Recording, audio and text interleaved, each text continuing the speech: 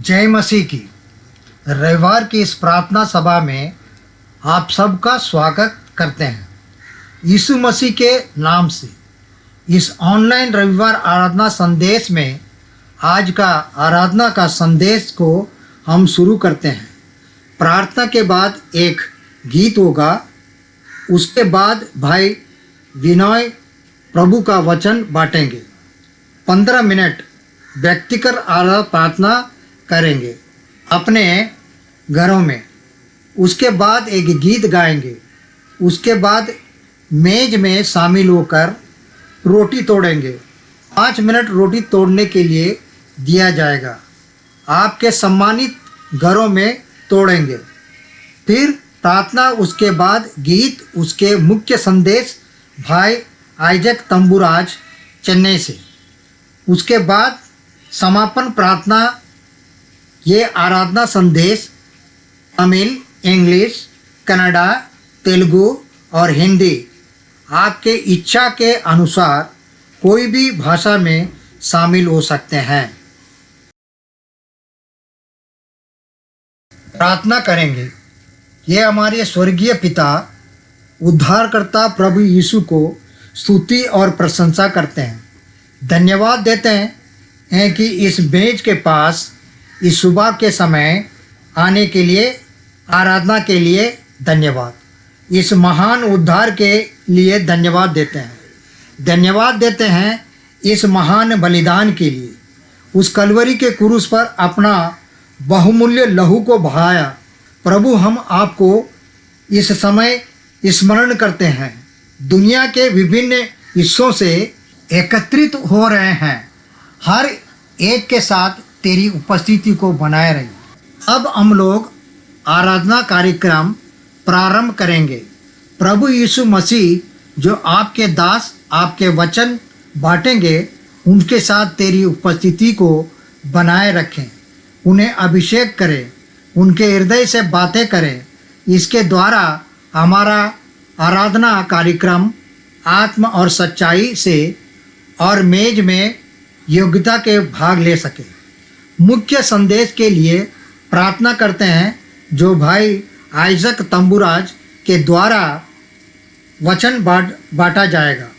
उन्हें अभिषेक करें, उसकी द्वारा कलीसिया उन्नति करे। हम लोग प्रार्थना करते हैं जो एक ऑनलाइन के द्वारा कार्य कर रहे हैं, उन सबों की सहायता करें और आशीष दें। जो लोग घरों में एकत्रित होते उनके साथ हो और उन्हें आशीष दीजिए। जिनके पास ये ऑनलाइन व्यवस्था नहीं, उनको भी सहायता प्रदान कीजिए और आशीष दीजिए।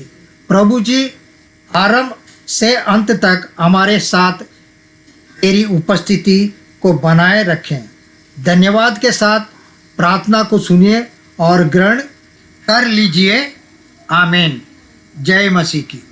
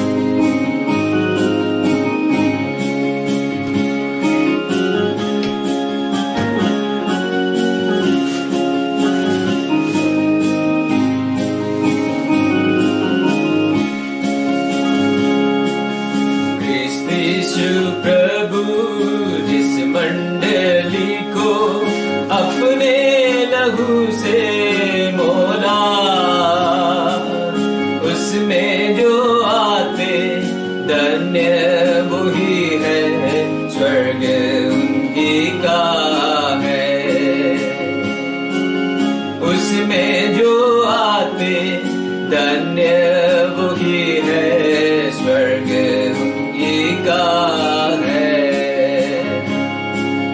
क्रिस्ती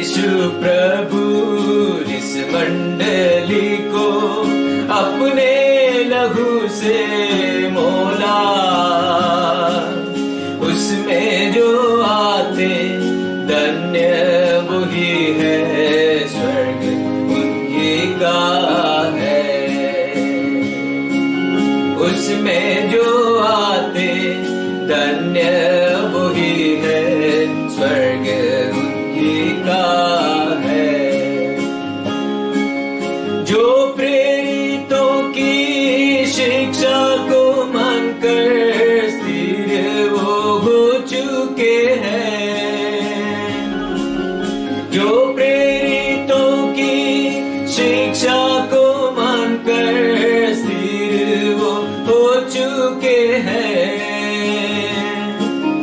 आत्मा की शक्ति के द्वारा मंडली में सदा स्थिर रहते हैं। आत्मा की शक्ति के द्वारा मंडली में सदा स्थिर रहते हैं। क्रिस्त यीशु प्रभु जिस मंडली को अपने लहू से मोला,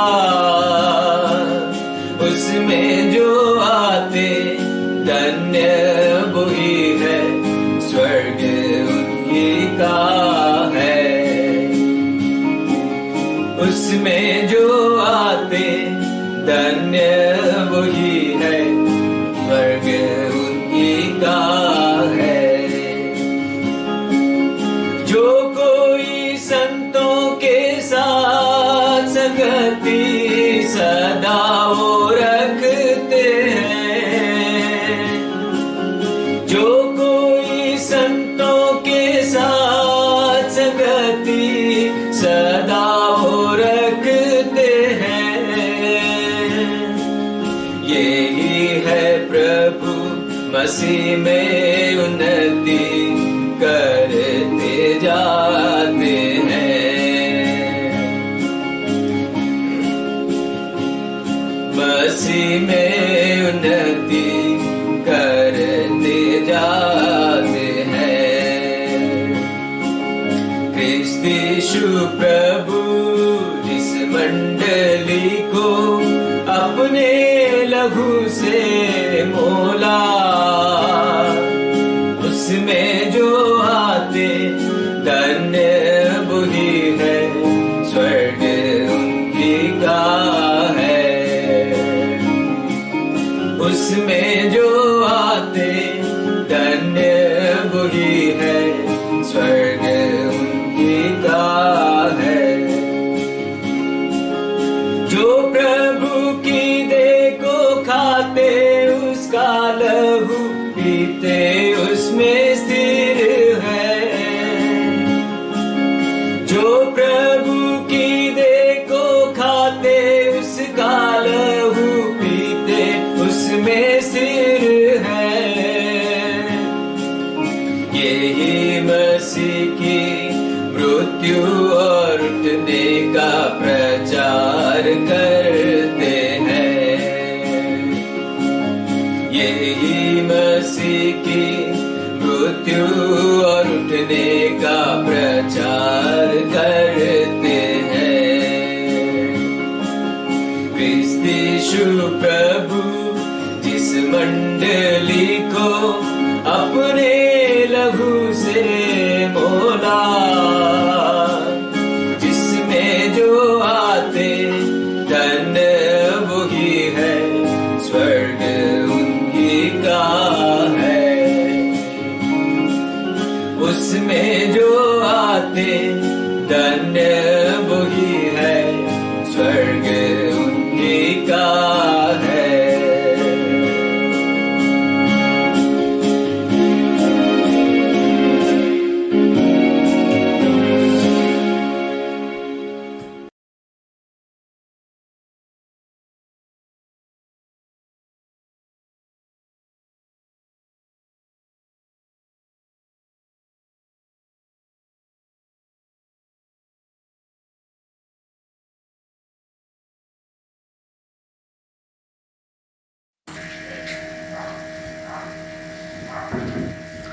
जय मसीह की। परमेश्वर की स्तुति हो। आज सभी को हमारे प्रभु और उद्धारकर्ता यीशु के नाम पर बधाई। मसीह आज जैसा कि हम सभी जानते हैं कि पूरी दुनिया महामारी के तहत पल रही है। परिस्थिति कोविड-19 ने पूरी दुनिया को जकड़ लिया है और अपंग बना दिया है। यह करने के लिए नेतृत्व किया है। अनिश्चितता इसने लोगों के जीवन में भय ला दिया है। लोग चिंतित हैं अपनी नौकरियों के बारे में, लोग अपने जीवन के बारे में चिंतित हैं। लोग चिंतित हैं। भविष्य उनके लिए क्या मायने रखता है इस खतरनाक समय में भी, जब दुनिया महामारी की स्थिति में पल रही है। हमारे पास एक परमेश्वर है जो हमारा है, शरण और हमारी ताकत। शरण शब्द का अर्थ सुरक्षा और आश्रय की जगह से है। यह हमें खतरे और नुकसान से बचाता है। आज जब लोग अपने में जी रहे हैं, संबंधित घरों में वे मौजूद स्थितियां के कारण असुरक्षित महसूस करते हैं। हालांकि हम उनके बच्चे हैं, हमें विशेषाधिकार प्राप्त है, क्योंकि हमारे पास एक परमेश्वर है जो हमारी शरण और हमारी ताकत है। आज सुबह आराधना उपदेश के लिए आइए हम अपने पवित्र शास्त्र को खोलें। भजन अध्याय 46 में देखते हैं और हम चंद 1 और 3 देख रहे हैं। मैं दोहराता हूँ, भजन अध्याय 40 वचन 1 से 3 आप सभी से पढ़ने का अनुरोध करता हूँ। इन तीनों चंदों को एक साथ आपकी संबंधित भाषाओं में परमेश्वर हमारी शरण है और मुसीबत में एक बहुत ही वर्तमान मदद को मजबूत करें। इसलिए हम नहीं डरेंगे, हालांकि पृथ्वी को हटा दिया जाएगा और यद्यपि पहाड़ों को समुद्र के बीचों बीच ले जाया जाता है, हालांकि वहाँ पानी बहता है और परेशान हो सकते हैं, हालांकि पहाड़ सृजन के साथ हिलते हैं। आइए उनकी कृपा के लिए परमेश्वर को देखें। स्वर्गीय पिता पर अनुग्रह करना। अपने इस समय परमेश्वर के लिए जो कुछ भी किया है उसके लिए आप परमेश्वर के लिए ये विशेष रूप से प्रतिबंध आपके प्यार भरे हाथों में भजन संहिता 46 1 और 3 के चंद आप बोल सकते हैं। आज सुबह एक नई तरीके से आप मेरे मुंह में शब्द डाल सकते हैं। मुझे ऊपर से बोल दो, मुझे सूली के पीछे छिपा दो, तेरा सुनने में हमारी मदद करो अभी भी आवाज़, ताकि हम तेरा नाम के कारण आराधना आगे लाने में सक्षम हो सके। अपने प्यार हाथों में इस समय के लिए सभी यीशु से कीमती नाम पूछ रहे हैं। हम प्रार्थना करते हैं तथास्तु। यहाँ भजन अध्याय 46 और वचन 1 में यहाँ हम दाऊद का जिक्र करते हैं। परमेश्वर को उनकी शरण और उनकी इस तख्ती के रूप में हम सभी दाऊद के जीवन के बारे में जानते हैं। दाऊद ने अपने जीवन में क्या किया? वे एक उदाहरण नहीं थे, बल्कि वे थे। कई बार लोगों ने उसे मारने की कोशिश की। लोग उसके जीवन के पीछे थे, लेकिन प्रत्येक और हर पल हर स्थिति में वह चला गया। परमेश्वर के माध्यम से वह जा रहा था। परमेश्वर के माध्यम से उसका नेतृत्व किया। परमेश्वर ने उसकी देखभाल की। परमेश्वर उसकी रक्षा की। हम भजनकार को परमेश्वर की शरण में जाते हुए भी देख सकते हैं। भजन अध्याय 62 में और वचन 7 में सभी से अपने पवित्र शास्त्र को चालू रखने का अनुरोध करें। भजन अध्याय 62 और वचन यहाँ हम पद में देख सकते हैं। परमेश्वर में मेरा मोक्ष और मेरी महिमा, मेरी ताकत की चट्टान और मेरी शरण परमेश्वर में है। यहाँ परमेश्वर हमारा शरण स्थान है। और इतना ही नहीं, ये शब्द लगभग 45 बार भजन की पुस्तक में आया है। दाऊद गुजर चुका है। अपने जीवन में इतना है कि वह इस शब्द पर जोर दिया है। कई बार शरण ली। दाऊद की तरह हम भी अपने जीवन में चुनौतियों से गुजरते हैं और स्थितियों, हालांकि हमारे पास एक परमेश्वर है जो एक शरण है। इसका मतलब यह नहीं है कि हम कहते हैं कि हमारी समस्या नहीं है। हमारे पास उन समस्याओं का हिस्सा है जिनका हमें सामना करना है जीवन। लेकिन एक चीज़ जो हमारे पास है कि दुनिया के पास आज नहीं है। हम हैं पास एक परमेश्वर है जो हमारी शरण है। हम मत्ती रचित सुसमाचार अध्याय 8 और वचन 23 से 27 तक देख सकते हैं। जब प्रेरित नाव में थे और उस समय हम सभी जानते थे यीशु सो रहे थे, लेकिन एक बहुत ही भयंकर तूफान आया था। बनाया हुआ कहर और प्रेरित चिंतित थे। वे अपने जीवन से भयभीत थे और वे नहीं जानते थे कि क्या करना है।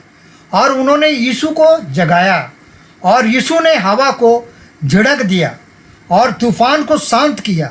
यहाँ तक कि हमारे जीवन में हम बहुत सारी चुनौतियों से गुजरते हैं या चलते हैं, कई कठिनाइयों के माध्यम से, लेकिन हमारे पास एक परमेश्वर है जो तूफानों को शांत करने के लिए है। आज हमारे पास एक परमेश्वर है जो वहाँ है, जो हमें कभी नहीं छोड़ता, कभी नहीं छोड़ता।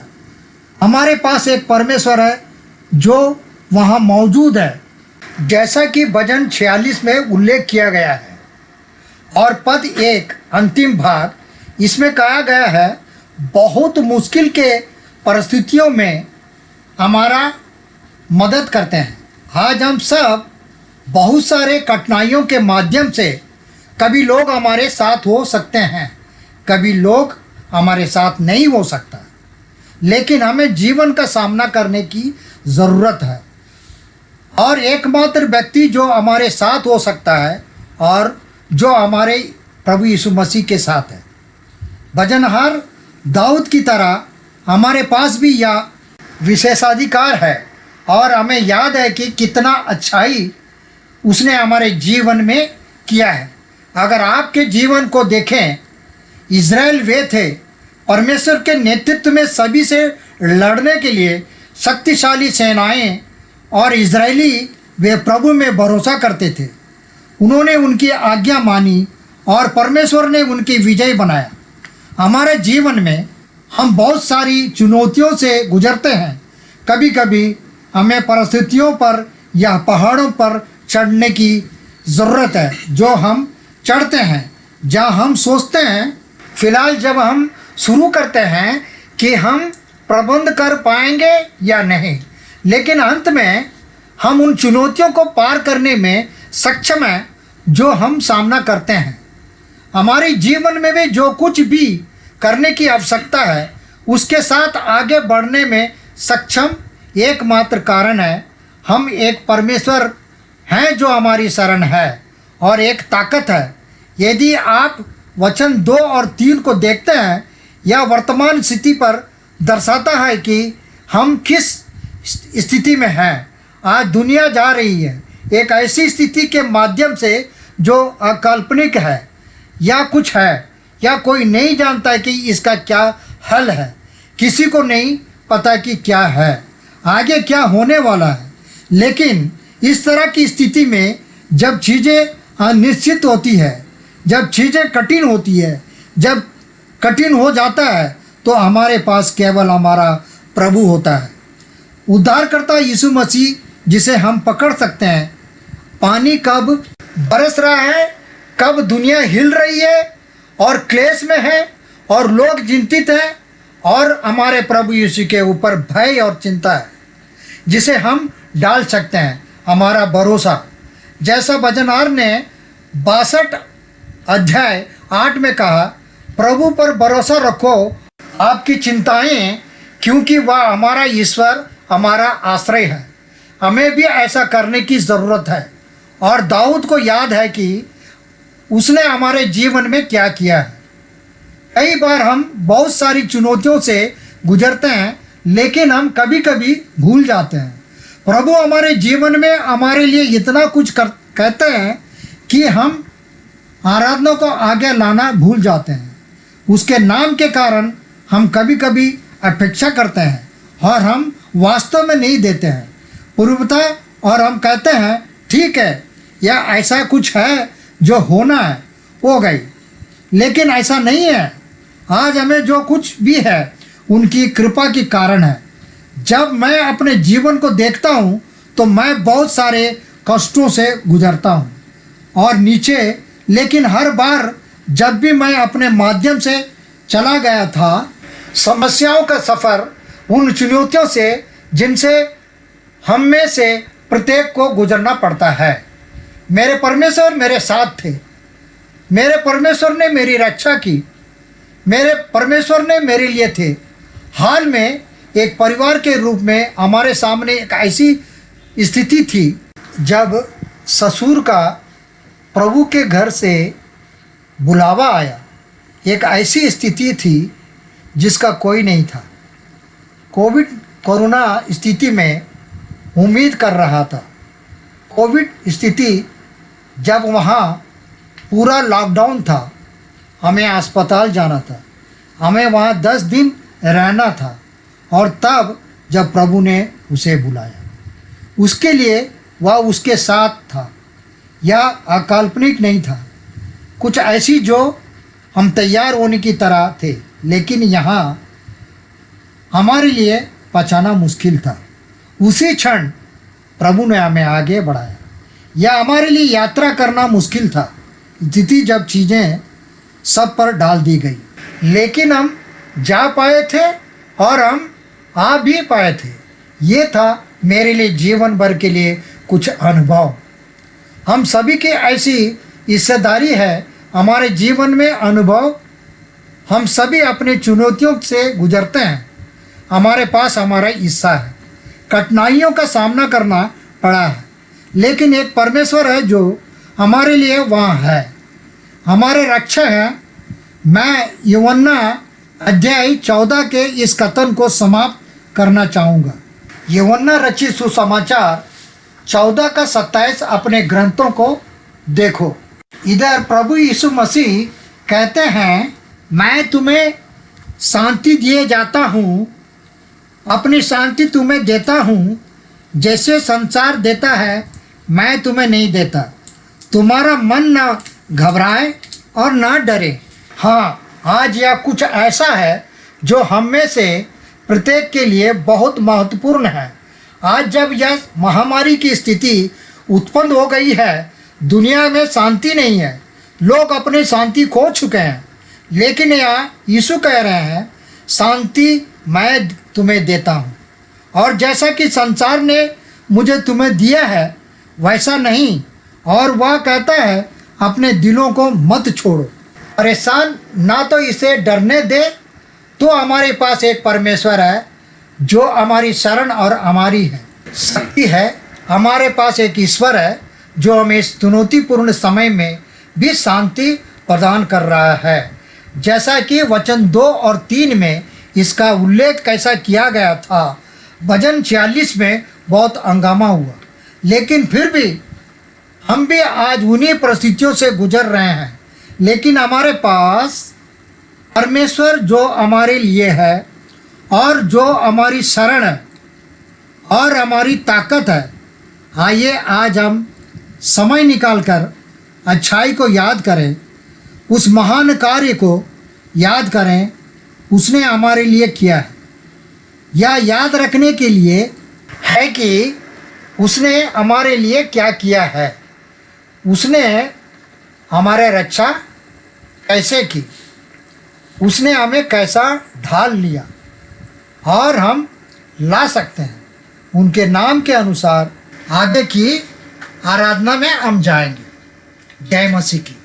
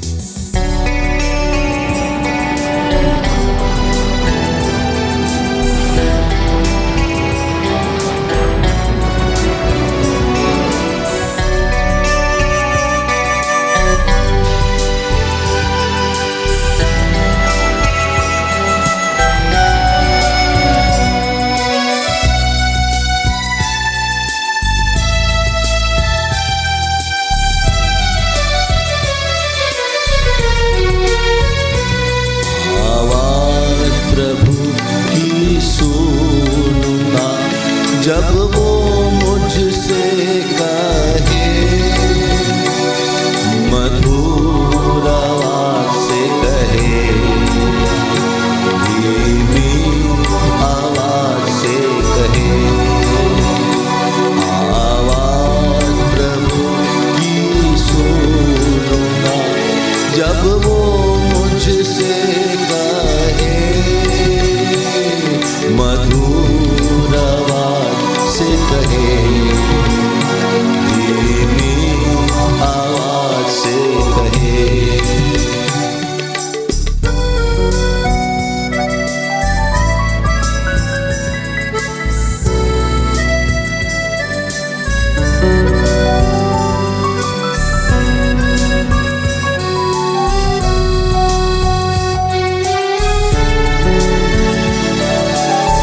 तेरी मीठी वाणी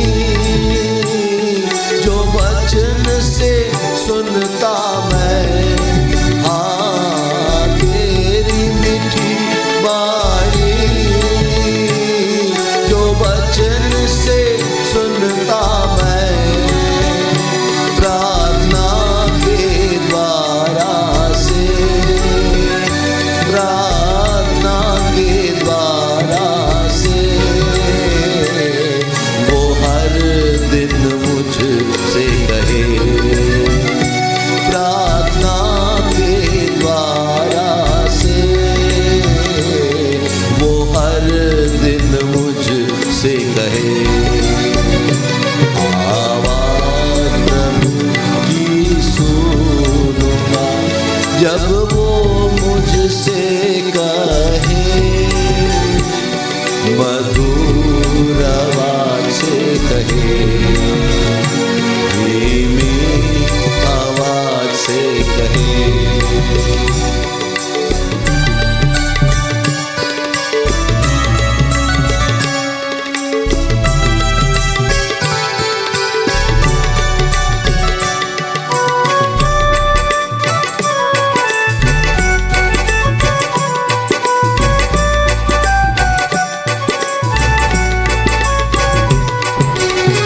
आंधियाँ जब चले, डर भय मुझ में आए, आंधियाँ जब चले,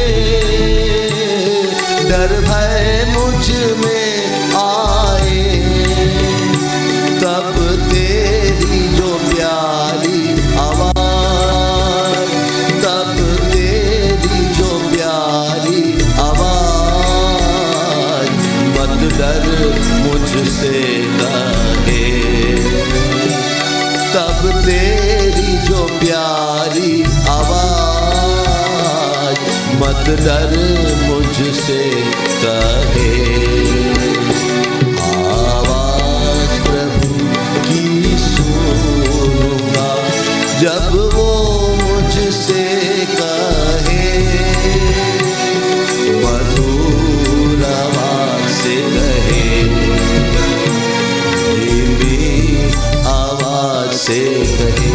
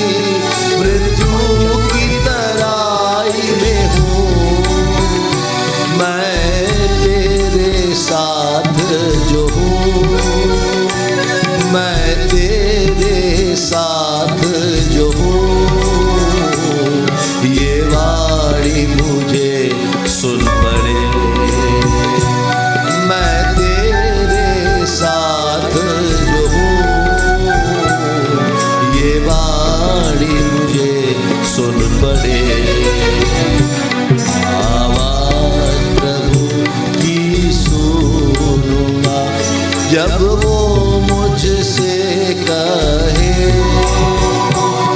मधुर आवाज से कहे, धीमी आवाज से कहे।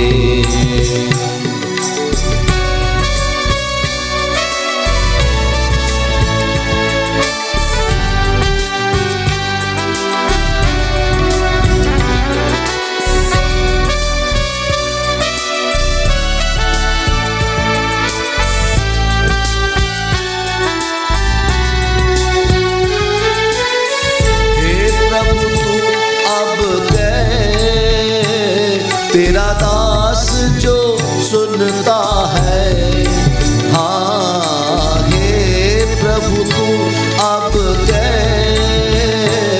तेरा दास जो सुनता है, नम्र और दिन बनकर, नम्र और दिन बनकर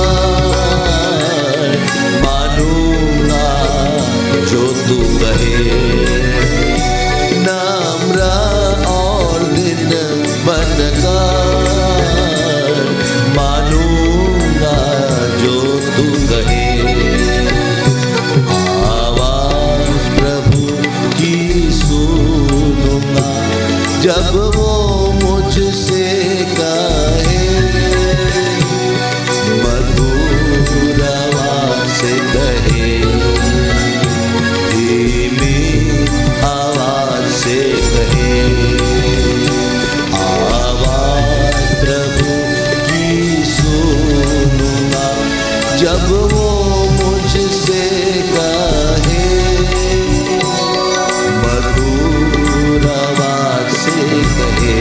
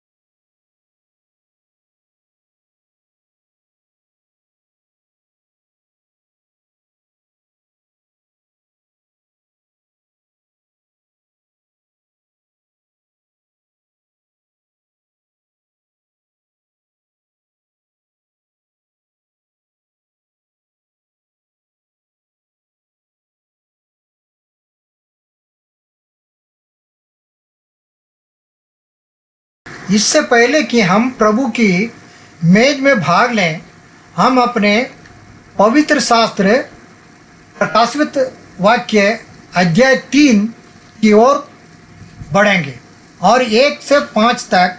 और सरदीस में कलीसिया के स्वर्गदूतों को लिखो, इन बातों से उसे समझ में आया कि परमेश्वर 7 आत्मा और 7 सितारे, मैं तेरे कामों को जानता हूँ कि तू जीवता तो कहलाता पर है मरा हुआ। चौकस रहें और चीज़ों को मजबूत करें। मैं मरने के लिए तैयार हूँ, क्योंकि मेरे पास है परमेश्वर के सामने अपने कामों को सही नहीं पाया। इसलिए याद करो कि तुम कैसे प्राप्त हुए और सुना और उपहास किया और पश्चाताप किया। इसलिए यदि तुम नहीं देखोगे तो मैं देखूंगा, चोर के रूप में तुम पर आऊँगा। तू कदापि ना जान सकेगा कि मैं किस घंटे तुम्हारे पास आऊँगा। तूने सरदीस में भी लोग जो अपने वस्त्र को अपवित्र नहीं किया है और वे सफ़ेद रंग में मेरे साथ चलना चाहिए, क्योंकि वे योग्य हैं। वह तो काबू करता है, उसी को सफ़ेद रंग के कपड़े पहनाया जाएगा और मैं बाहर नहीं फटकूंगा जीवन की पुस्तक से उसका नाम, लेकिन मैं अपने पिता के सामने और से पहले उसका नाम कबूल करूंगा। हमारे जीवित प्रभु इस हिस्से को आशीर्वाद दे और हमें समझने में मदद करे और भाग प्रभु की मेज पर रखे। यहाँ प्रभु यीशु मसीह वे चेतावनी दे रहे हैं और सरदीस में कलीसिया की सराहना भी कर रहे हैं। पहले वचन अंतिम भाग में वह कहता है, मैं तुम्हारे कामों को जानता हूँ कि तुम एक नाम को जल्दीबाजी में लेते हो कि तू सबसे अधिक जीवित है और कला मृत। वह कहता है यदि भी आप जीवित हैं, आप मर चुके हैं। यूहन्ना रचित सुसमाचार अध्याय 6 का 53 को देखें। यीशु ने उनसे कहा, मैं तुमसे सच सच कहता हूँ, जब तक मनुष्य के पुत्र का मांस न खाओ और उसका लहू न पियो, तुम में जीवन नहीं। वास्तव में मैं तुमसे कहता हूँ, सिवाय इसके लिए कि तुम मनुष्य के पुत्र का मांस खाओ और उसका खून पियो, तुम में कोई जीवन नहीं है। हमने मेज पर रोटी का और दाखरस रखी है, जो प्रतीकात्मक रूप से प्रभु यीशु मसीह के शरीर के रूप में है, जो हमारे पापों के लिए तोड़ा गया है, और यीशु मसीह का रक्त भी, जो हमारे पापों का त्याग था। आप प्रभु यीशु मसीह को अपने निजी उद्धारकर्ता के रूप में प्राप्त कर सकते हैं। आप ले सकते हैं बपतिस्मा भी, और आप नियमित रूप से कलीसिया में जा सकते हैं। लेकिन अगर आप इससे बचते हैं, प्रभु की मेज में भाग लेते हुए, परमेश्वर का वचन कहता है कि आप एक मृत व्यक्ति हैं। आपके पास वह जीवन नहीं होगा जो प्रभु यीशु मसीह का है। और वह कहता है, अगर किसी का मानना है मुझ में, वह हमेशा के लिए जीवन होगा। तो 2 कारण है कि लोग प्रभु की मेज में हिस्सा नहीं ले रहे हैं। एक है वे भाग नहीं लेना चाहते हैं, इच्छा अनुसार जानबूझकर वे इसकी अपेक्षा करते हैं। दूसरे कुछ लोग वे प्रभु के मेज में भाग नहीं लेना चाहते हैं क्योंकि वे पाप में जी रहे हैं। तो मेरे प्यारे भाइयों और बहनों, आज अगर आप प्रभु की मेज पर भाग लेना नहीं ले रहे हैं तो अपने जीवन की जांच पड़ताल करें। आपको पाप लग रहा है, प्रभु यीशु मसीह के सामने स्वीकार करें और उनसे पूछें, क्योंकि परमेश्वर का वचन कहता है यदि आप भाग नहीं ले रहे हैं तो आप उद्धार पा सकते हैं। लेकिन यदि आप परमेश्वर की मेज पर भाग नहीं लेते हैं तो आप एक मृत व्यक्ति हैं जिसमें कोई जीवन नहीं है। इसलिए अपने पापों को स्वीकार करें और यीशु मसीह से अपने पापों को क्षमा करने के लिए कहें। अब हम प्रभु की मेज में भाग ले सकते हैं। दूसरी बात, प्रकाशित वाक्य अध्याय 3 वचन 2, चौकस रहिए और जो चीज़ें बनी हुई है उन्हें मजबूत कीजिए। मैं मरने के लिए तैयार हूँ आपके पास। आपके कामों को परमेश्वर के सामने सही नहीं पाया। वह सरदीस के कलीसिया से कहता है, चौकस रहो। मुझे आपके काम परमेश्वर के सामने सही नहीं लगा। जब हम मर जाते हैं तो प्रभु में हमारे काम भी हमारा अनुसरण करते हैं। प्रकाशित वाक्य 14 का 13वां वचन हम देखेंगे। और मैंने स्वर्ग से यह शब्द सुना कि लिखा, जो मुर्दे प्रभु में मरते हैं वे अब से धन्य हैं। आत्मा कहता है हाँ, क्योंकि वे अपने परिश्रम से विश्राम पाएंगे और उनके कार्य उनके साथ हो लेते हैं और उनके काम उनका अनुसरण करते हैं। इसलिए मेरे प्यारे भाइयों और बहनों, जब हम मसीह में मरते हैं तो हमारे काम भी चलते हैं। हमारे पास किस प्रकार के काम हैं, आज आइए हम जांच करें किस प्रकार का काम है, क्योंकि यहाँ परमेश्वर का वचन कहता है मेरे पास है। परमेश्वर के सामने अपने कामों को सही नहीं पाया। क्या हमारे शब्द परमेश्वर से पहले परिपूर्ण है? हम जो भी काम कर रहे हैं क्या वह मनभावन है? परमेश्वर क्या या सही है? परमेश्वर से पहले तो हमें जांच करने दे। याकूब 2 अध्याय 17वां पद कहता है, विश्वास के बिना काम मर गया है। तो हमें हमारे जीवन की जांच करने दे। जांचते रहो, पश्चाताप करें, हमारी असफलताओं को यीशु को सामने स्वीकार करें और प्रभु की मेज में भाग लें। थोड़े सरदेशियों ने भी कुछ नाम रखे हैं जिन्होंने अपने वस्त्र को अपवित्र नहीं किया है, और वे मेरे साथ सफ़ेद रंग में चलेंगे क्योंकि वे योग्य हैं। यहाँ प्रभु यीशु मसीह कहते हैं कि कुछ लोग हैं जिनके वस्त्र हैं अपवित्र नहीं है, और वह कहते हैं वे मेरे साथ सफ़ेद रंग में चलेंगे क्योंकि वे योग्य हैं। वे योग्य हैं, वे योग्य लोग हैं क्योंकि उनके कपड़ों को अब अपवित्र नहीं किया जाता है। यदि हम यशायाह 61 अध्याय वचन 10 में देखते हैं तो उसने हमें मोक्ष की प्राप्ति के साथ और धर्म की भागदौड़ के साथ ढक दिया है। और अगर हमें 1 पत्रस अध्याय 5 और उसका वचन 5, वहाँ विनम्रता का वस्त्र देखते हैं। पत्रस लिखते हैं, आपके पास विनम्रता का परिधान है। और भजन 30 वचन 11 में वह वहाँ कहता है, अपने हमें खुशी का वस्त्र दिया।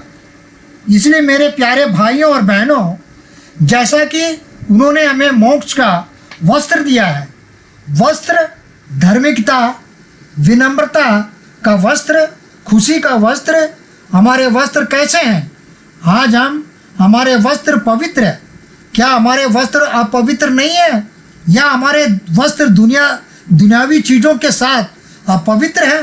कुछ ऐसे दाग हो जा सकते हैं जो हमारे कपड़ों को परिभाषित कर रहे हैं। तो आइए हम प्रभु यीशु की बात माने। मैं कई चीज़ों में विफल रहा हूँ, मेरे वस्त्र अपवित्र है।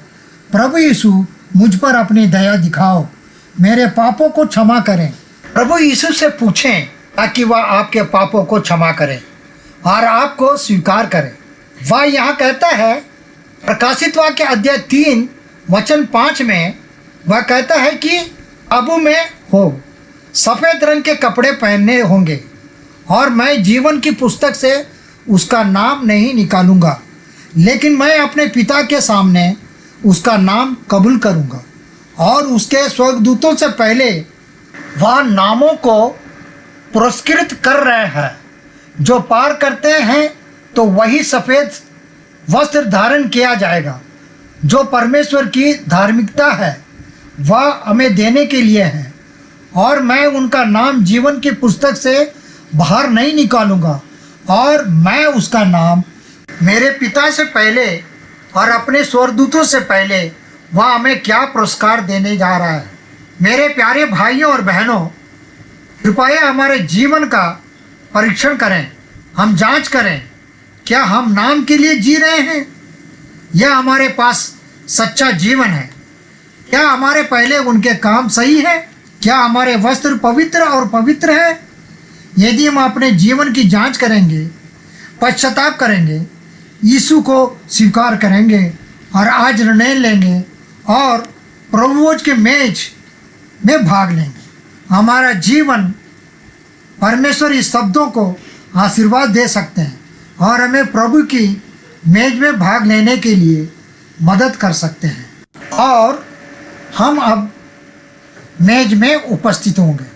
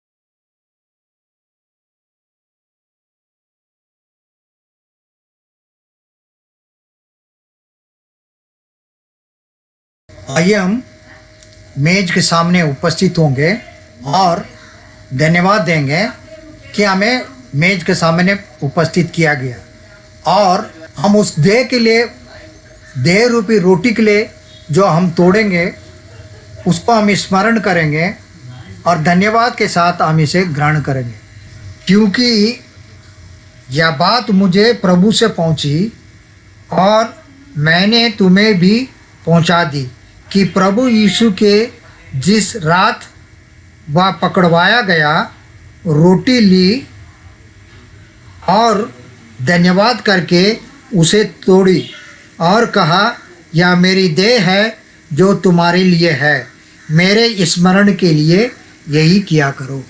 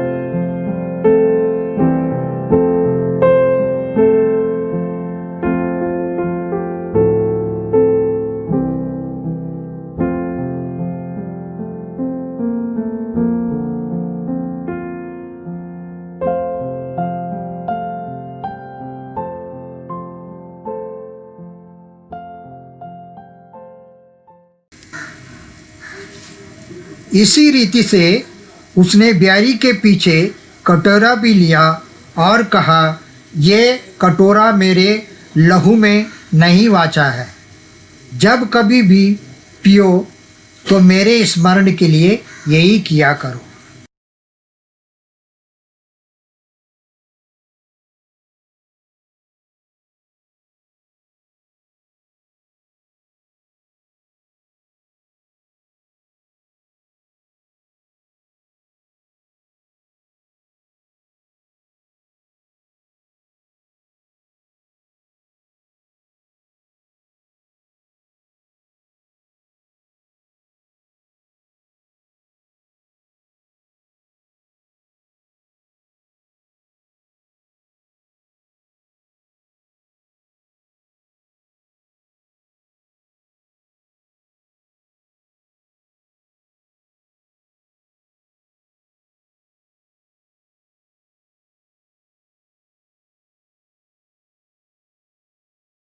प्रार्थना करेंगे। ये हमारे प्यारे पिता परमेश्वर, धन्यवाद देते हैं, तेरी आराधना, स्तुति और प्रशंसा करते हैं।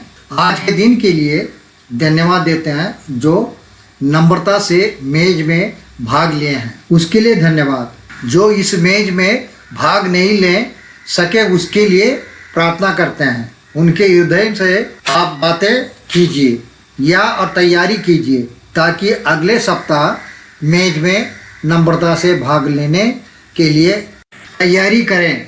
प्रभु जी उन लोगों को भी याद करते हैं जो अपने अपने घरों में एकत्रित होते हैं। आप उनके साथ हो, उनकी रक्षा करना, उनकी सारी ज़रूरतों को पूरा करना, हर एक को आशीष प्रदान करें। प्रभु जी संडे स्कूल सेवकाई के लिए प्रार्थना करते हैं एवं संडे स्कूल के टीचरों के लिए प्रार्थना करते हैं और टीन सेवकाई के लिए प्रार्थना करते हैं, होल्डर्स के लिए प्रार्थना करते हैं और युवाओं के सेवकाई के लिए प्रार्थना करते हैं। मंगलवार ये प्रार्थना में अधिक से अधिक एकत्रित होने के लिए प्रार्थना करते हैं। बाइबल अध्ययन के लिए जो 2nd और 4th शनिवार को होता है, जो दास वचन को बांटेंगे उसे अभिषेक करें और अधिक से अधिक लोग इस बाइबल अध्ययन भाग लेकर अपने आत्मिक जीवन में आगे बढ़े और फल प्राप्त कर सके।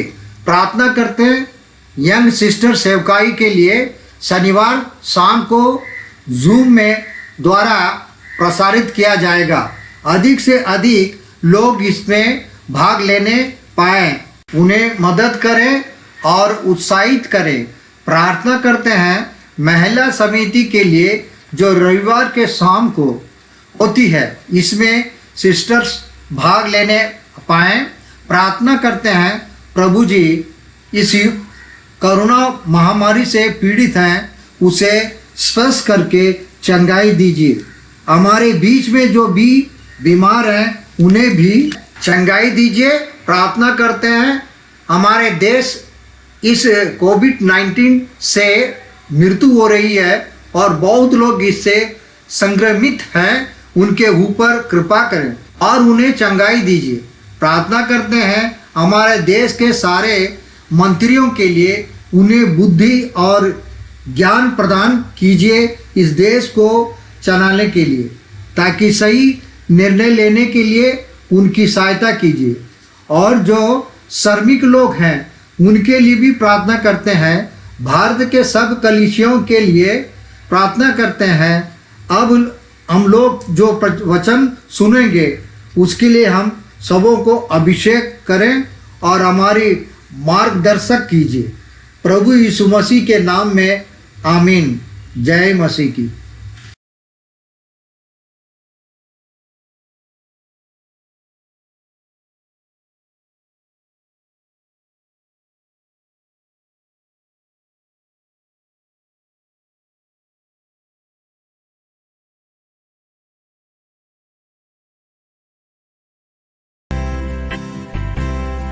दुनिया में सबसे प्यारे पुस्तक बाइबल, दुनिया में सबसे प्यारे पुस्तक बाइबल, पढ़े जो उसको रोज बरोज, सामने खतरा कोई न हो। वो दुनिया में सबसे प्यारे पुस्तक बाइबल।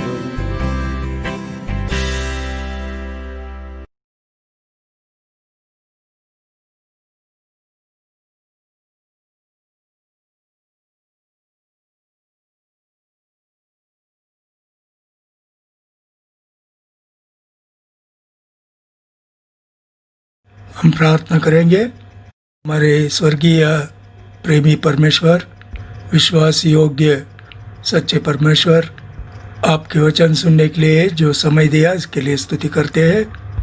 प्रभु हमसे बातें करें, हमारे हृदय को सिद्ध करें ताकि आपके वचन को हम स्वीकार करें।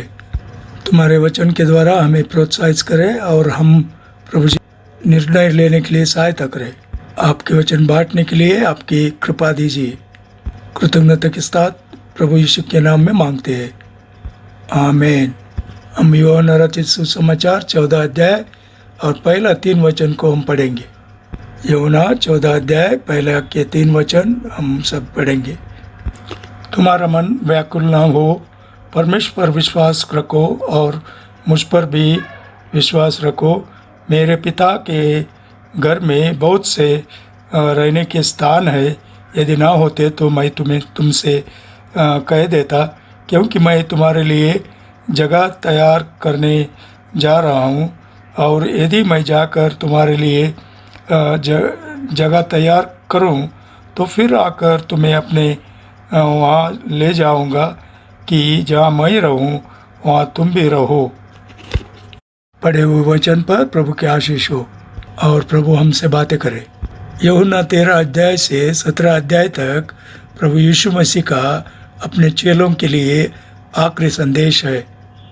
ये वचन आखिरी वचनों के समान अपने चेलों को जब वो बताते हैं, वो दुखी हृदयों को संबोधित करने वाले वचन है। तुम्हारा मन व्याकुल ना हो। बहुत बार हम शारीरिक रीति से ठीक रह सकते हैं, लेकिन परिस्थिति की वजह से और कुछ घटनाओं की वजह से हमारे हृदय बहुत वो व्याकुल और खेदित होते हैं। ये हम सबको होता है।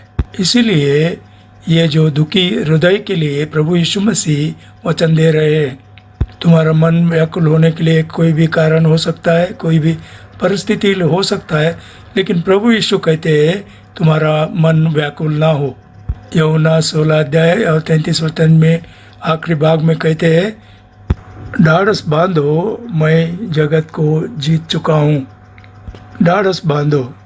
प्रभु का ये इच्छा है कि हम ढाढ़स बांधे रहे, हमारे हृदय व्याकुल ना होना चाहिए। ये कैसा हो सकता है? हम कैसे ढाढ़स बांधे हुए रह सकते हैं? कैसा हमारा हृदय व्याकुल नहीं होना? ये जो व्याकुल हृदय है उसके लिए वो मलम देते हैं। परमेश्वर पे विश्वास रखो और मुझ पर भी विश्वास रखो।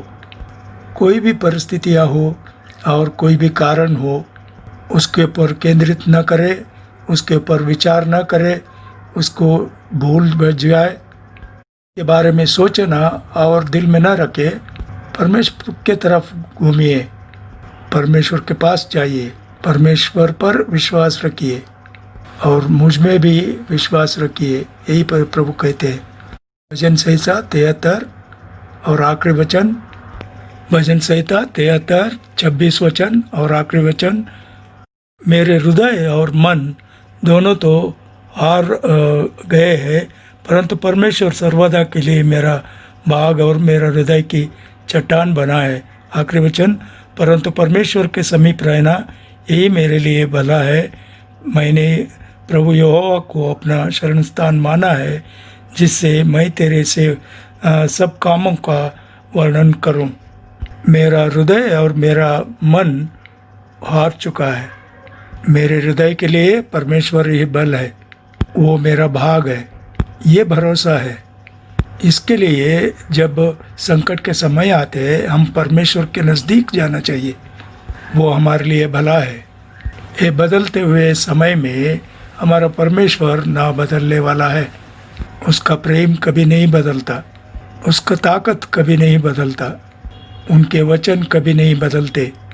वो है, इसका आपको भरोसा रहे। भजन संहिता 56 9वां वचन, यह मैं जानता हूँ कि परमेश्वर मेरी ओर है। आज एक प्रश्न है, क्या आप जानते हैं परमेश्वर आपके लिए है? वो आपके लिए है, इसको विश्वास कीजिए। वो आपका परमेश्वर है, आपके लिए है। आज सवेरे हम 3 विचारों को देखेंगे, कैसे हम परमेश्वर की तरफ मुड़ सकते हैं, कैसा हमारा हृदय वो खुशी से रह सकते हैं। भजन संहिता 42 अध्याय को हम फिर आएंगे। 42 भजन संहिता, ये दाऊद का भजन है, तमिल में लिखा हुआ है। ये दाऊद का भजन है। भजन लिखने वाला बहुत संकट के समय में है। अगर ये अध्याय आप पढ़ेंगे तो वो बहुत कठिन परिस्थिति से गुजर रहा है, हम जानते हैं। आंसुओं के बारे में लिख रहा है और दुख के बारे में लिख रहा है, बहुत दर्द के बारे में बोल रहा है, अपाय के बारे में बोल रहा है, तिरस्कृत और छुड़ा हुआ वो पाता है। ऐसे बिगड़े हुए हृदय को कहता है परमेश्वर पर विश्वास रखो। 5वां वचन में वो कहता है, हे मेरे प्राण, तू क्यों गिर जाता है? तू अंदर ही अंदर क्यों व्याकुल है? परमेश्वर पर आशा लगा ये रख, क्योंकि मैं उसके दर्शन से उद्धार पाकर फिर उसका धन्यवाद करूँगा। 11 वचन में फिर कहता है, परमेश्वर पर भरोसा रख। 43 अध्याय उसका 5 वचन में फिर कहता है, परमेश्वर पर भरोसा रख। इस भजन में हम आशा को देखते हैं। जब गिरे हुए हो और जब निराश में हो, जब संकट में हो, परमेश्वर हमारा भरोसा है। जब परमेश्वर हमारा भरोसा है तो हमें क्या करना चाहिए? पहला, यशायाह नबी की किताब 43 अध्याय 31 वचन में हम देखते हैं, जो यहोवा पे बाट जोते हैं। उस वचन का तर्जुमा बहुत भाषा में बहुत कुछ है, लेकिन मैं 3 को मैं चुना हूँ। पहला, बाट जोना। हम जब आशा के बारे में सोचते हैं, उसका मतलब है हमें बाट जोना चाहिए। यशायाह 40 अध्याय 31 वचन, परंतु जो यहोवा की बाट जोते हैं वे नए बल प्राप्त करते जाएंगे। वे उकाबों के समान उड़ेंगे, वो दौड़ेंगे और श्रमित ना होंगे, चलेंगे और थकित ना होंगे।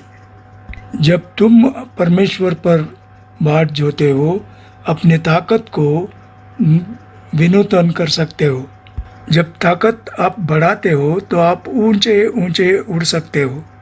इसके लिए परमेश्वर का बाट जो, उसके साथ समय बिताओ। दूसरा अर्थ, ये जो आशा के बारे में रुकना, यशायाह 26 अध्याय 3 वचन में हम पढ़ते हैं, जिसका मन तुझ में धीरज धरे हुए है, उसकी तू पूर्ण शक्ति से साथ रखता है, क्योंकि वह तुझ पर भरोसा रखता है। बहुत बार हमारे मन इधर उधर भटकता है, बहुत विचारों को विचार करता है, क्या होने वाला है, क्या हो गया, बहुत विचार करता है, यहाँ वहाँ भटकता है। लेकिन जब हमारा मन परमेश्वर के ऊपर लगा रहता है तो हमें परिपूर्ण शांति मिलती है। इसीलिए तुम्हारा मन परमेश्वर के ऊपर लगा रहना चाहिए। तुम्हारा मन परमेश्वर के ऊपर ठहरे, तब तुम परमेश्वर के समाधान को अनुभव करोगे। और एक वचन जो भरोसा उसको तर्जुमा किया गया है, वो है विश्वास। भजन संहिता 62:8 वचन कहता है, हे लोगों, हर समय उसके पर भरोसा करो।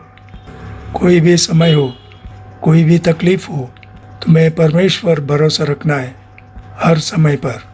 तुम्हारा परमेश्वर से भरोसा ना उठे, परमेश्वर का विश्वास ना टूट जाए, हर समय उसके ऊपर भरोसा रखे।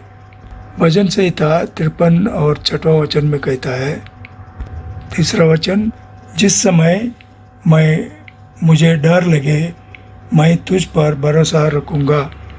दूसरा वचन में कहना है, तो जब हम परमेश्वर पे भरोसा रखते हैं तो हमारा डर भागता है।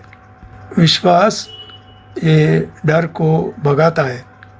बहुत बार हम डरते हैं, वही समय है हम परमेश्वर पे से भरोसा रखना। इसलिए ये परमेश्वर हमारे लिए है, वो हमारा निरीक्षा है। इसके लिए हमारे पास बल है। हमारा डर चले जाता है, हमको परिपूर्ण रीति से शांति मिलती है जब हम परमेश्वर पर विश्वास रखते हैं। हे मेरे मन क्यों व्याकुल है, हे मेरे मन क्यों गिरा हुआ है, तो परमेश्वर पर विश्वास रख। दूसरा विषय हम देखते हैं, भजन संहिता 124 उसका 8वां वचन। भजन संहिता 124 8 वचन, यहोवा जो पृथ्वी का करता है, हमारी सहायता उसी के नाम से होती है। हमारी मदद कहाँ से आता है?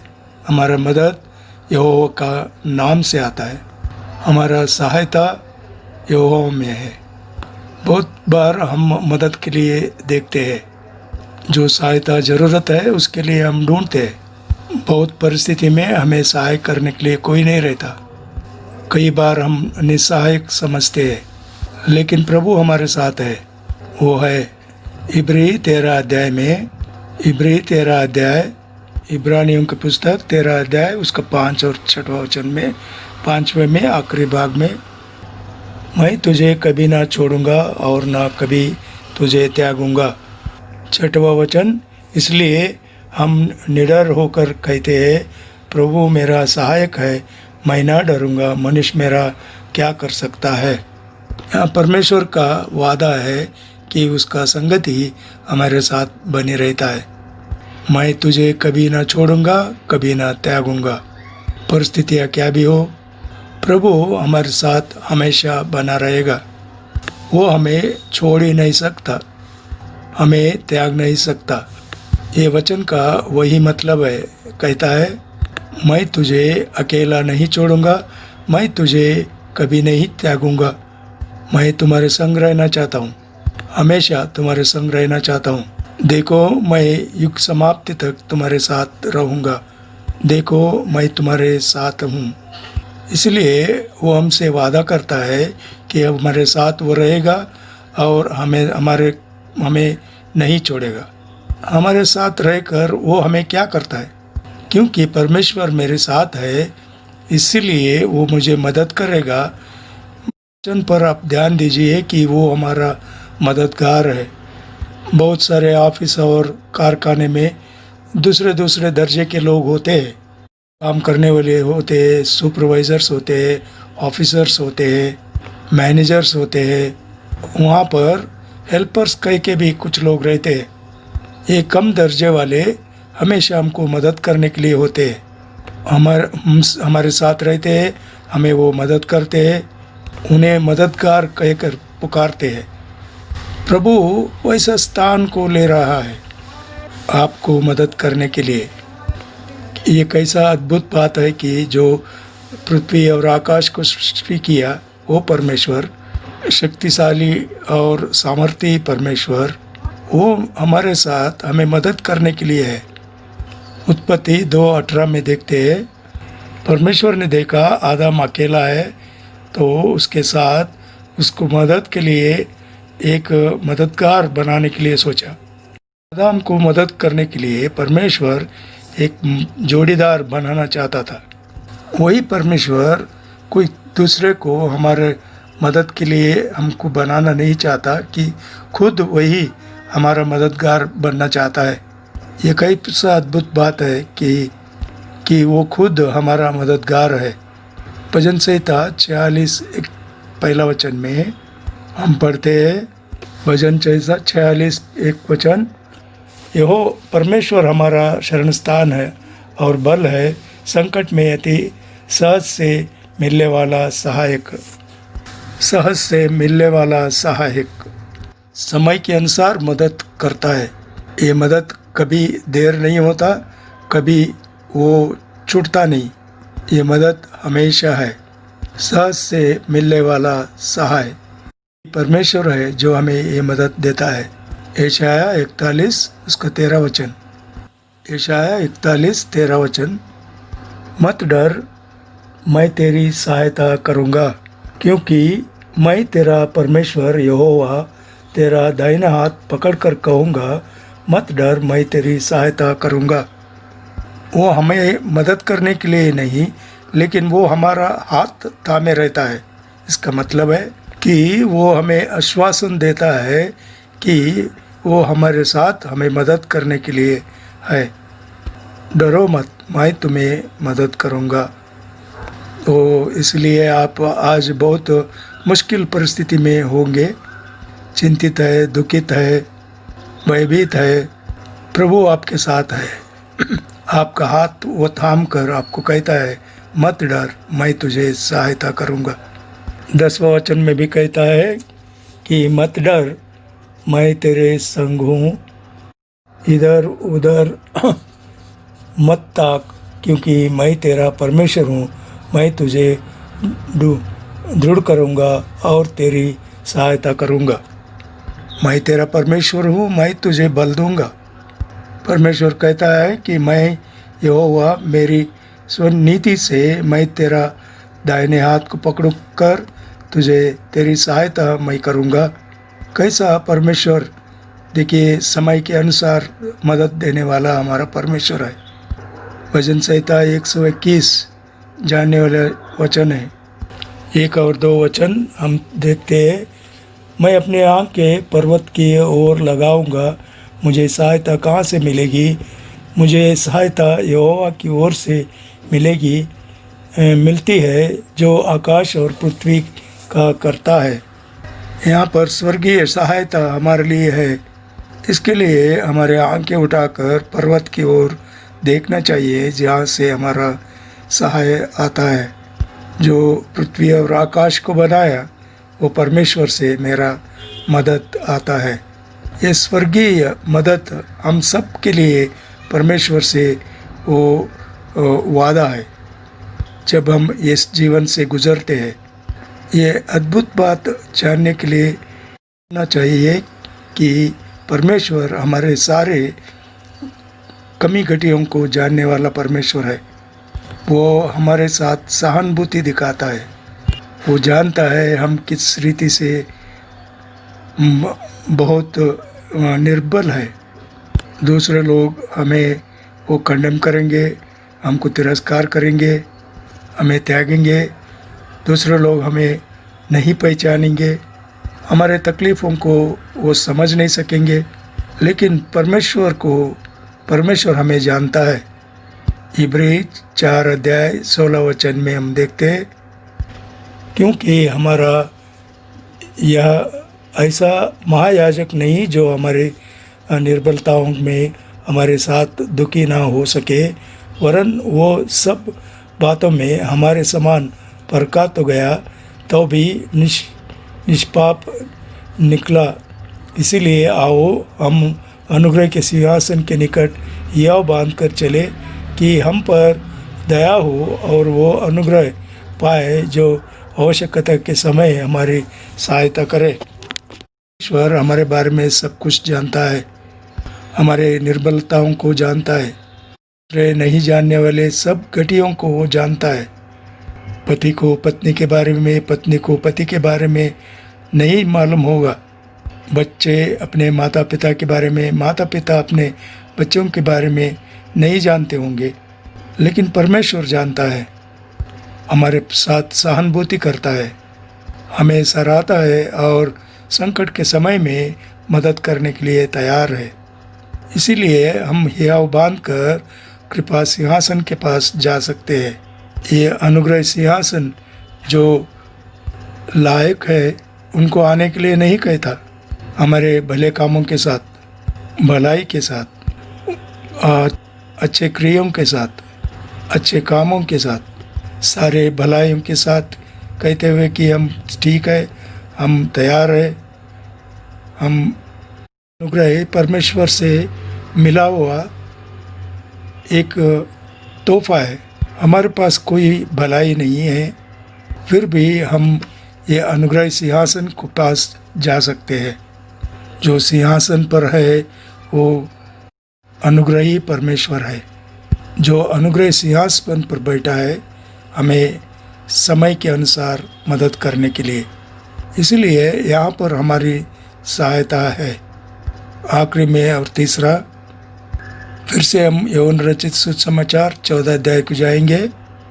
दूसरा वचन, मेरे पिता के घर में बहुत से रहने के स्थान है, यदि ना होते तो मैं तुमसे कह देता, क्योंकि मैं तुम्हारे लिए जगह तैयार करने जा रहा हूँ।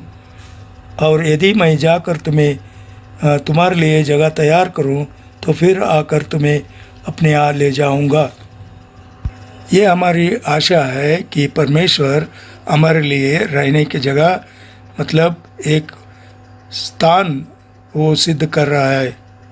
मेरे पिता के घर में बहुत सारे निवास स्थान है, मतलब छोटे कमरे नहीं, और निवास स्थान, बड़े और सुंदर घर। लेकिन प्रभु यीशु मसीह इन रहने के स्थानों से खुश नहीं है, क्योंकि वो हमारे लिए, उसके प्रियों के लिए है, जिन्हें वो कलवरी के ऊपर अपने आप उसने जन्म दिया, जिन्हें वो अपने पवित्र लहू से खरीदा है, जिसके लिए वो अपने जीवन को दे दिया, जिन्हें वो बहुत ज़्यादा प्रेम करता है, उनके लिए वो जगह तैयार कर रहा है अपने पिता के घर में। जैसा वो तैयार कर रहा है, वो तैयारी में वो खुश नहीं है। उत्पत्ति की किताब 1 अध्याय में जब परमेश्वर ने सब कुछ सृजा, वो बोलता है सब कुछ अच्छा है, अच्छा है, बहुत अच्छा है।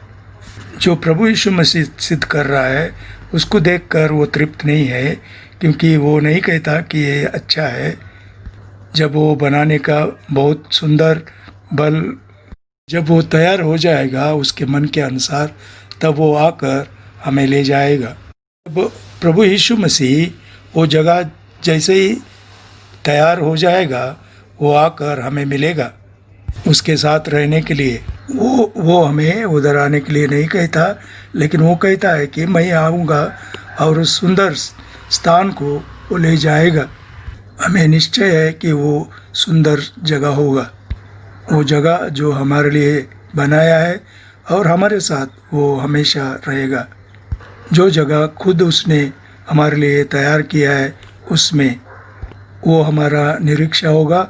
हम प्रभु यीशु मसीह को मिलेंगे, हमारे आंखें उसे देखेंगे। जब हम उन्हें देखेंगे, उनके समान हम होंगे।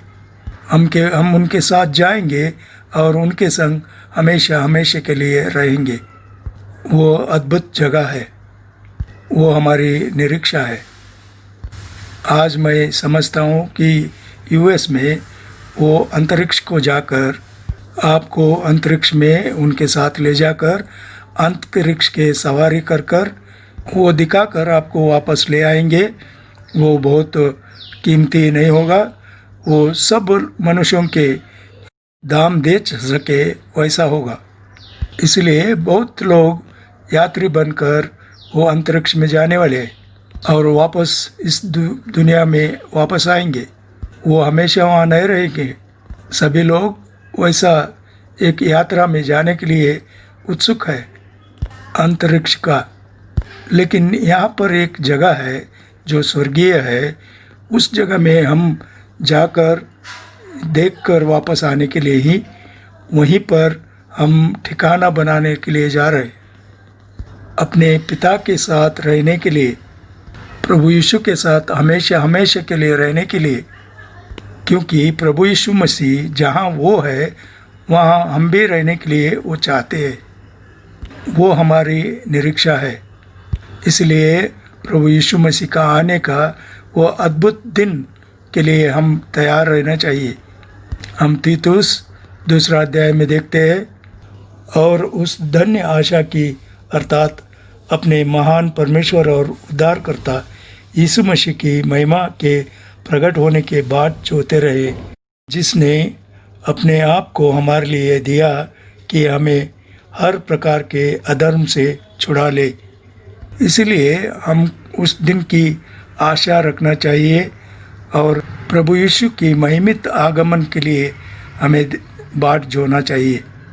इसलिए जब हम उससे आने के लिए हम जब देख रहे हैं, और जब हम अपने ही घर में रहेंगे, जो परमेश्वर प्रभु यीशु से हमारे लिए सिरजा गया है हमेशा हमेशा के लिए, हम अपने आप को इस दुनिया में तैयार करना है। उसके नज़दीक हमें रहना है, क्योंकि हम नित्यत्व के लिए उनके साथ रहने वाले हैं अपने घर में। क्योंकि इस दुनिया में उससे हम अलग रहकर और नित्यत्व में कैसे उनके साथ हमेशा हमेशा के लिए रहेंगे। इसलिए हमें उसके नज़दीक रहना चाहिए, उसे हम ज़्यादा से ज़्यादा प्रेम करना चाहिए। उसे हम अनुभव करना चाहिए। कैसे हम इस दुनिया को प्रेम करें, कैसा हम इस दुनिया को चिपकर रहे, और एक है कि हम परमेश्वर के साथ हमेशा हमेशा के लिए रहें उसके बनाए हुए स्थान में। अगर हमें उसके साथ वहाँ रहना है तो हमें उसके साथ यहाँ भी रहना है, उसे प्रेम करना है, उसे अनुभव करना है हर दिन। उसमें हमें आनंदित होना है, उसे हमें ताकना है, उससे हमें सुनना है, उससे हमें बातें करना है, अद्भुत क्षणों को उसके साथ बिताना है और इस दुनिया में अपने आप को पवित्र और निर्दोष रखना चाहिए। प्रकाशित वाक्य 19 अध्याय 7वें वचन में, प्रकाशित वाक्य 19 अध्याय 7वां वचन, आओ हम आनंदित और मगन हो और उसकी स्तुति करें, क्योंकि मेमने का विवाह आज पहुंचा है और उसकी दुल्हन ने अपने आप को तैयार कर लिया है।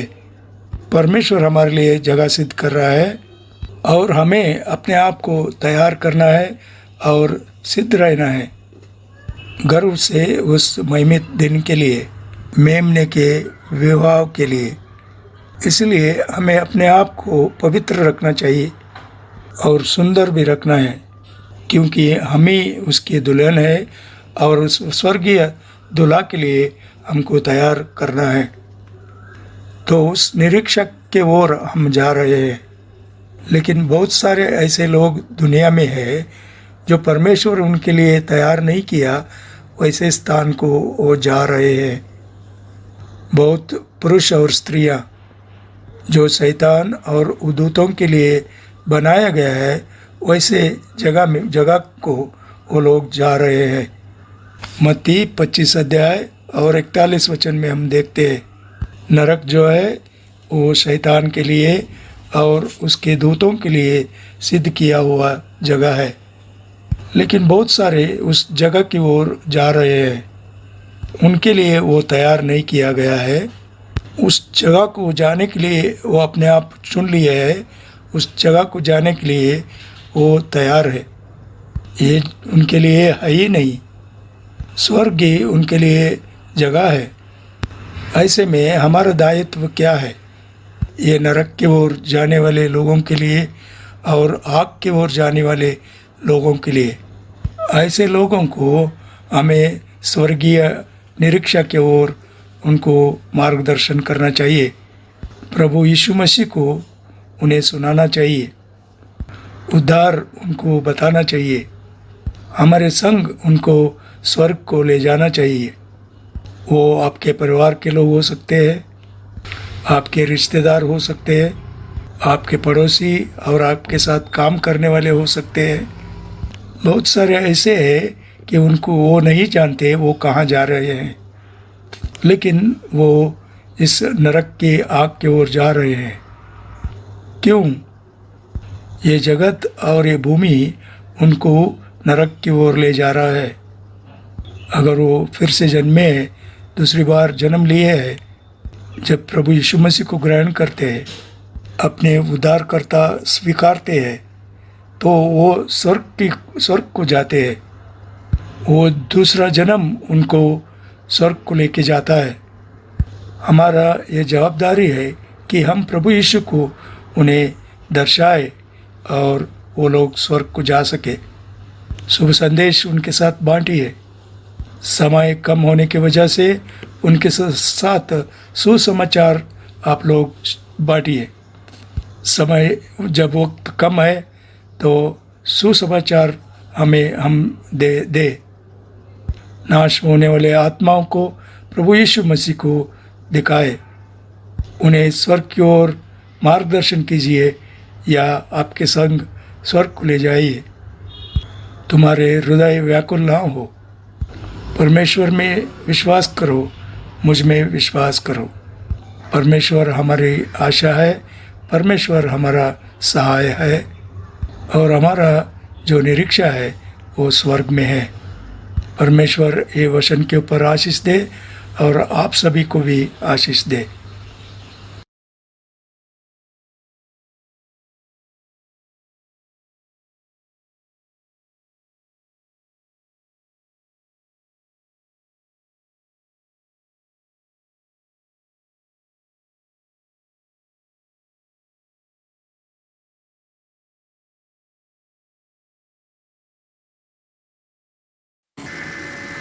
सूचना इस प्रकार है, कृपया ध्यान दें। आज शाम 6 बजे महिला समिति जूम के द्वारा होगी। मंगलवार शाम 6:30 बजे जूम के द्वारा मंडली की प्रार्थना होगी।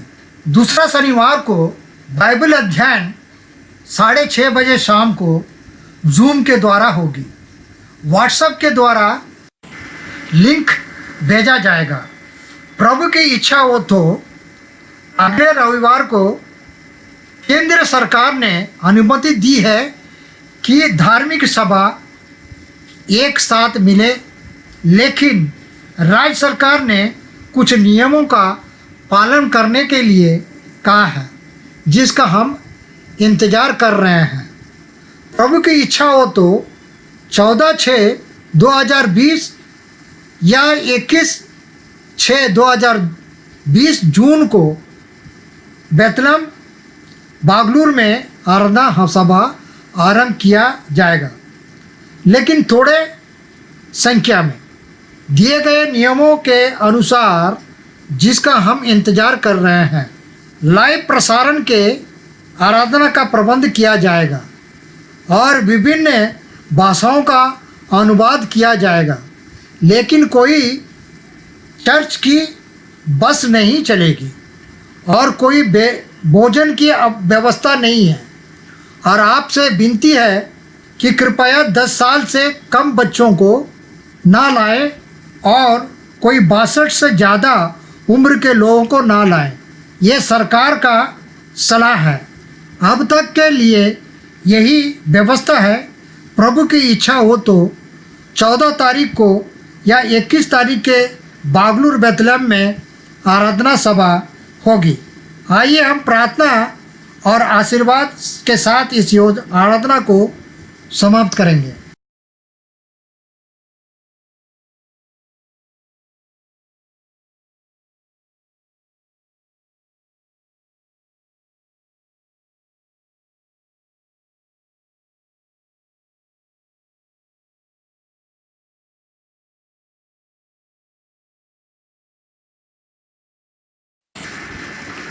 आइए हम प्रार्थना करेंगे।